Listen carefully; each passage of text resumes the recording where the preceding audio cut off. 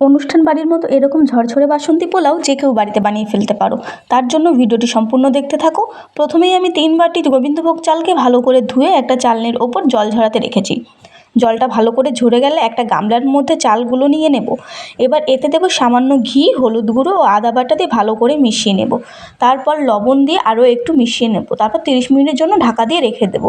এরপর একটা কড়াইয়ে ঘি গরম করে তাতে দেবো গোটা গরম মশলা, তেজপাতা আর কাজু ও কিশমিশ দিয়ে ভালো করে ভেজে নেব। তারপর এর মধ্যে চালটা ঢেলে দেবো। হালকা আঁচে 7-8 মিনিট ভালো করে ভেজে নেব। মনে রাখবে, চাল যত ভাজা হবে পোলাও তত ঝরঝরে হবে। ভাজা হয়ে গেলে এতে দেবো গরম জল। আমি 3 বাটি চালের জন্য 6 বাটি জল দিয়েছি। জল দিয়ে এতে 4টে কাঁচা লঙ্কা চেরা দিয়ে ঢেকে 10 মিনিট ভালো করে ফুটিয়ে নিই। 10 মিনিট পর ঢাকনা খুলে দেখো জলটা পুরো শুকিয়ে গেছে। এরপর আমি চিনি দিয়ে ভালো করে মিশিয়ে নেব। তারপর ঢাকনা নামিয়ে 5 মিনিট আরও ফুটিয়ে নেব।